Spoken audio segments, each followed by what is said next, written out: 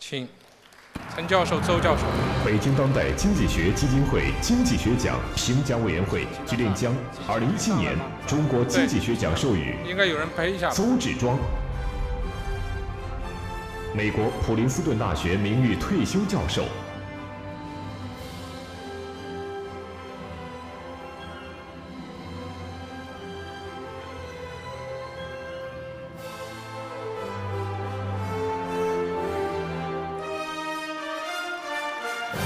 陈晓红，耶鲁大学经济学教授。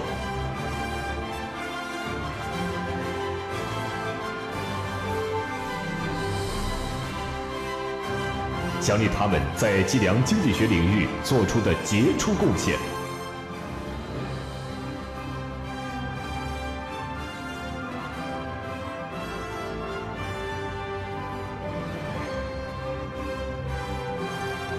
请大家以热烈掌声祝贺邹志庄教授。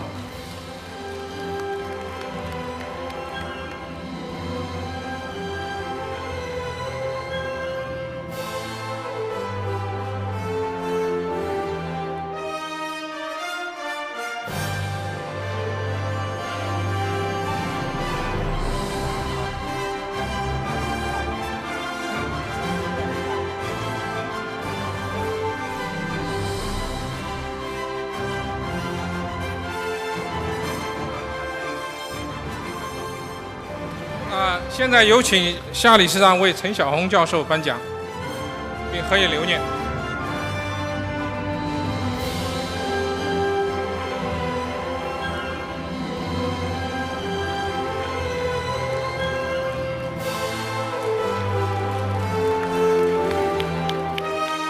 非常激动人心的时刻，再为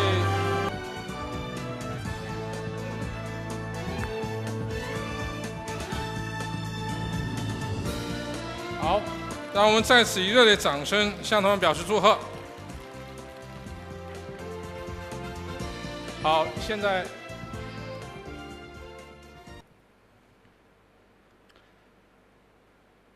Xiaohong Chen, I'll be discussing some of her research connected to what I think of as sieve-based methods of conditional moment estimation, copula-based methods for time series econometrics, and temporal dependence in nonlinear models. Now, there's a bunch of jargon attached into these different titles and the like, and I would like to kind of try to indicate why I think these methods and these ideas are really truly important in economic practice. Xiaohong Chen. She developed methods that were so-called semi-parametric, her along with others. A prominent person in the audience here, Peter Robinson, has been a leader in this field. And there's this very important piece of this in which you allow for some explicit structure. You allow for imposing economic structure along some dimensions, key parameters that have direct interpretations, which is often important. But flexibility along others, this combination of putting together flexibility along some dimensions and specific structure along others. How do you take a complex environment, allow for flexibility some places, but still try to tease out and still try to extract out the really key insights? So these contributions I view as being very complementary. They enhance our understanding of statistical complexity in different and very complementary ways. I learned about Xiaohong Chen from someone who would be really proud of you is Hal White, because I asked him about a problem on stochastic approximation, and he said, "Oh, you should talk to Xiaohong Chen, this kid. She's brilliant, and she should see what she's doing." And then that's how I met her. I met her before I met her, just like Gregory, and so. What she was doing was studying learning. She was applying stochastic approximation to models with agents inside who were trying to learn, and they were learning by doing what Milton Friedman said in a context much more ambitious than Friedman had in mind. So, so that's just the beginning of Xiaohong's work, but it had a theme of that's carried through. and Lars captured this really well. We're learning about stuff, but Xiaohong's work,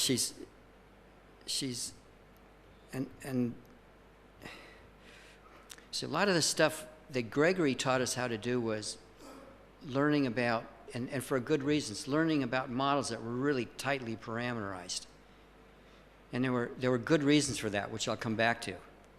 And a theme of Xiaohong Chen's work was, are we paying a big price for, so are we paying too big a price for parameterizing as tightly as we had been doing? And how would you learn about how big that price is?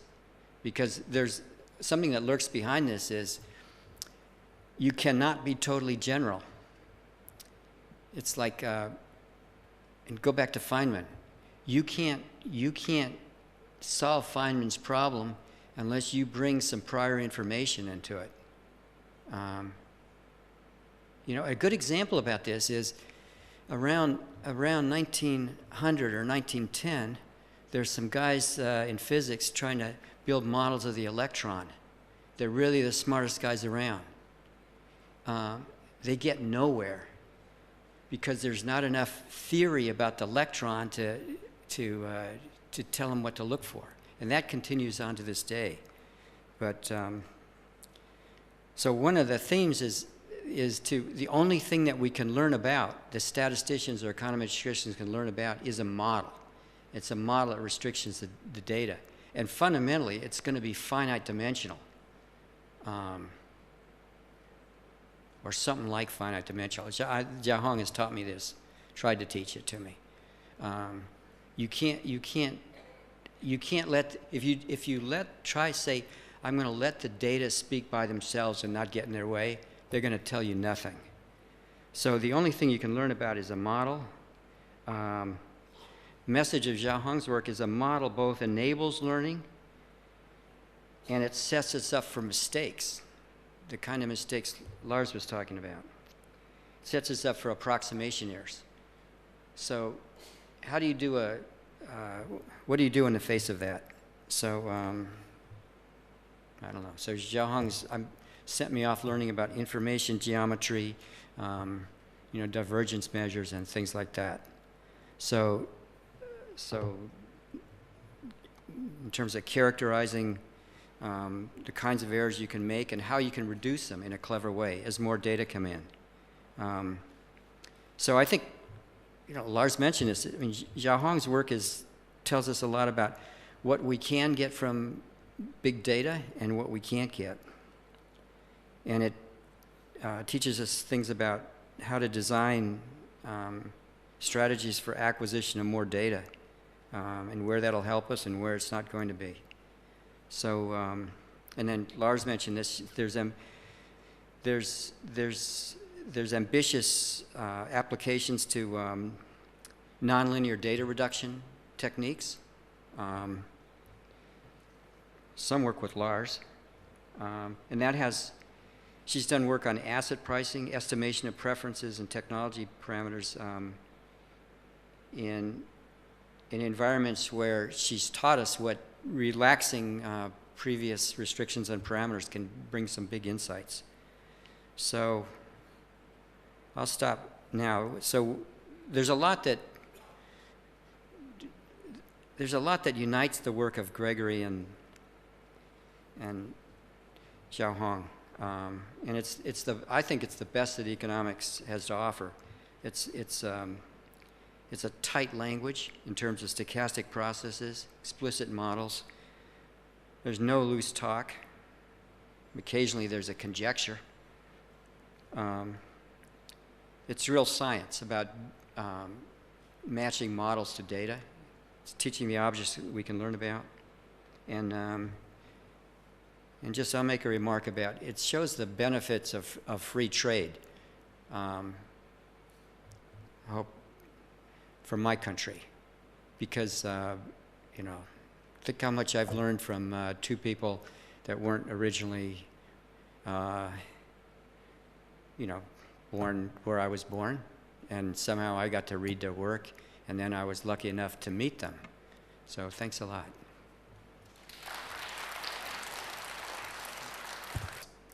Unfortunately, I've only met Professor Chow a few times over the years, but by contrast, I've met Professor Xiaohong Chen countless times. In fact, for a couple of glorious years, she and I were colleagues when I managed to persuade her to come to the LSE. This was too good to last, and she returned to the US, where her career has certainly flourished. Now, the award of the China Economics Prize to Xiaohong has nothing to do with gender balance.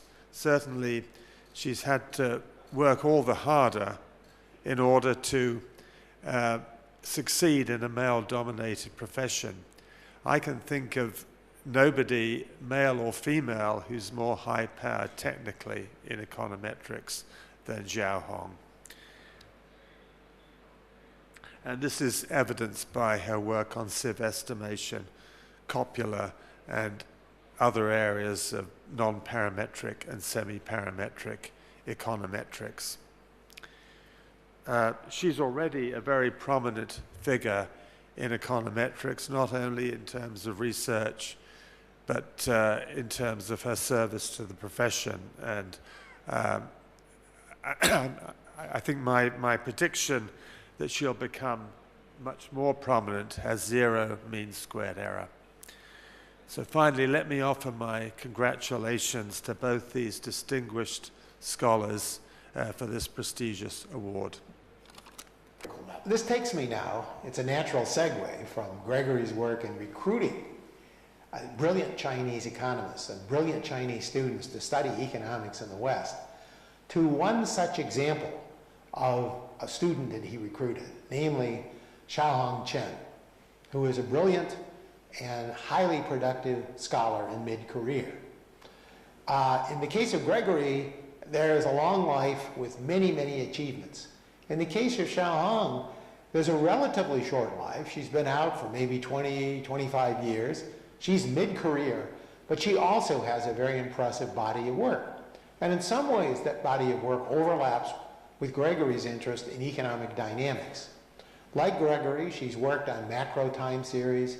She's worked on the econometrics of learning, the econometrics of financial models, the econometrics, just dynamic economic models, but also on a broad range of econometric tools. And in some sense, Xiaohong represents the next generation of economists. She is the very best example of a body of work. Her work is some of the very best example of what we now think of as called semi-parametric and non-parametric econometrics. When econometrics got going back in the 1930s and 40s, when Gregory was still a graduate student, undergraduate, understanding linear equation systems was really a big deal, and it was important. The linear models provided the economists with some initial insights as to how the economy would proceed. And so linear simultaneous equation models were the tools of the trade. But as economists get better data, and as they probe more deeply into the structure of the economy, they became aware of fundamental nonlinearities in the economy, and even some nonlinear phenomena where dynamics can be quite dramatic, where there can be phase periods, transition periods, where the whole structure of the economy shifts. And Gregory, of course, contributed to that. But a growing problem in the field of econometrics that came out, I think, of the application of these models in the 1980s was the concern that many of the empirical results coming out of these models were artifacts of assuming particular functional forms, making particular assumptions about distributions, and were essentially maybe artifacts and maybe not to be trusted. There's still an ongoing discussion in econometrics. Some people call it the credibility revolution. Some people doubt that the credibility revolution is all that credible, but that's a separate issue. I think what is the case is that economists became much more aware about the importance of being careful about distributional and functional form assumptions.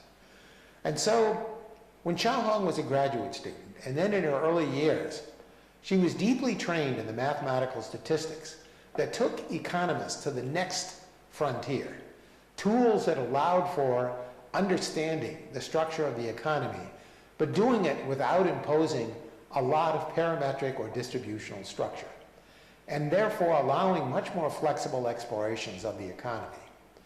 And so Xiaohong has been a pioneer in applying and developing and extending what is called non-parametric or semi-parametric econometrics, understanding how to build non-parametric and semi-parametric models that are more robust, understanding how to test them, understanding how to apply them and extend them to time series settings with high degrees of nonlinearity and the processes generating the stochastic processes of the economy.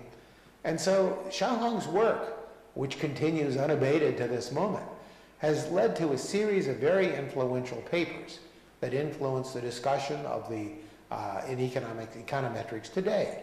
So, for example, if you go through her work on non-parametric instrumental variables and moment conditions, she has done some fundamental pioneering work.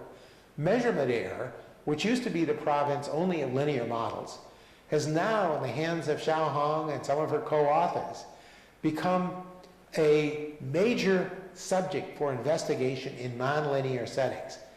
Empirically, nonlinear measurement error is found to be important when validation and reliability studies are conducted. But until Xiaohong came along, and some of her co-workers and peers, it was not possible to really consider nonlinear measurement error. But Xiaohong's work has made that possible.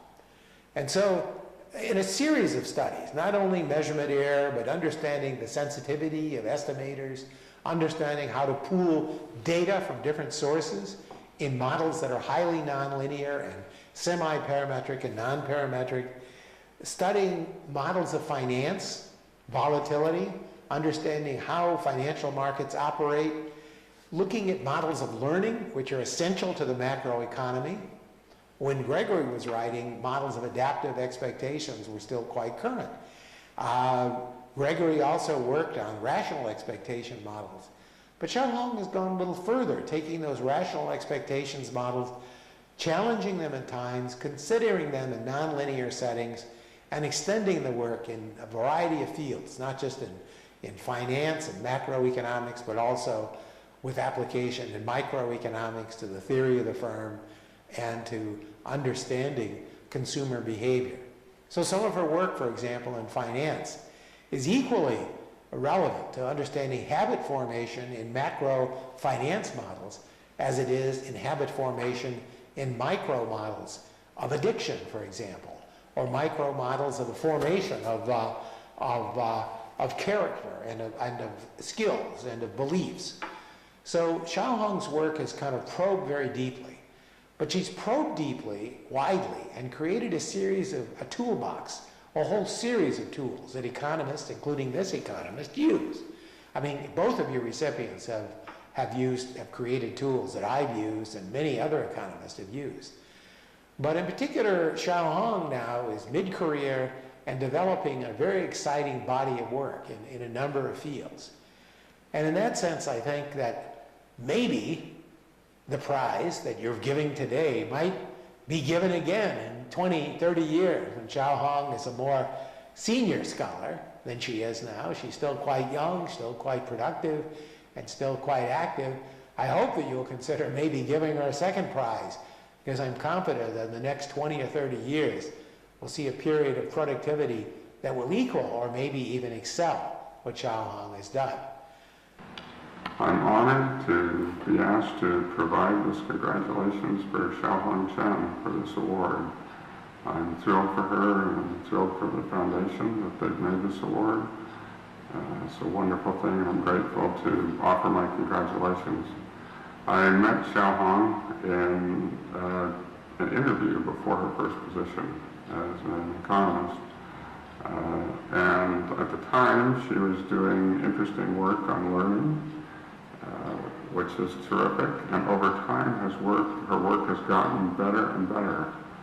And it's just been wonderful to participate in and continue to learn from her as her work has improved and become so important in econometrics.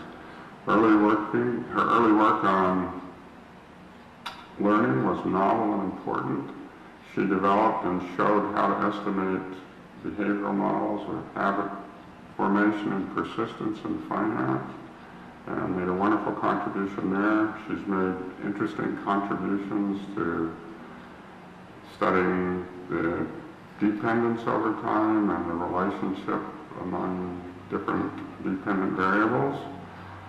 Among the things that she's done, her work on non-parametric instrumental variable estimation is so important and so helpful. She developed results on convergence rates, on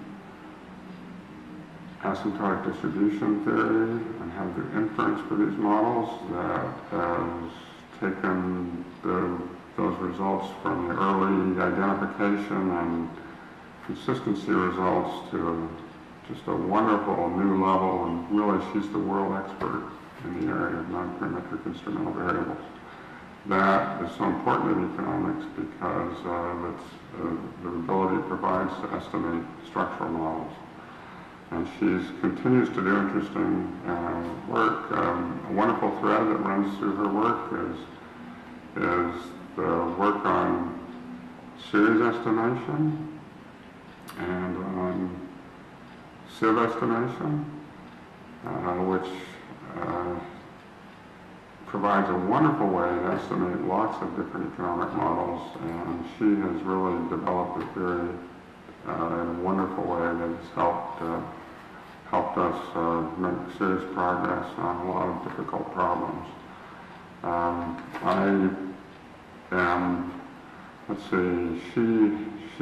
It's been wonderful to work with her. Being a co-author, I always learn things, and in fact, every time I talk with her, I'm grateful for the things that she shares because I learn new ways of thinking about things and also very rigorous ways to think about things, which is very helpful. It's wonderful to visit the Coles Foundation last year several times, and I'm grateful for her hospitality, thankful for her friendship. It's good to talk with her and look forward to, bright future for her. I look forward to what's coming next from Xiaohong Chen. I want to commend the Foundation for the wonderful choice of an economist to be awarded the Best Economist in China award. I couldn't think of a better person to give that to than Xiaohong Chen. She just does terrific work, and congratulations to her, congratulations to Xiaohong for this award, and to the Foundation as well for this award. Benvenuto Xiaohong. Xiaohong is largely responsible for developing the large sample theory for estimation and inference on semi-non-parametric models using the method of penalized sieves. She likes to call a model semi-non-parametric if it contains both finite-dimensional and infinite-dimensional parameters of interest. These methods have become popular in theoretical and applied work in economics, partly because they facilitate a closer match of statistical models with economic foundations, partly because of the increasing feasibility of analyzing large data sets, partly because the generality of the approach in allowing to integrate tightly specified parametric aspects with flexible functional components, but also importantly because we have her econometric theory to guide us.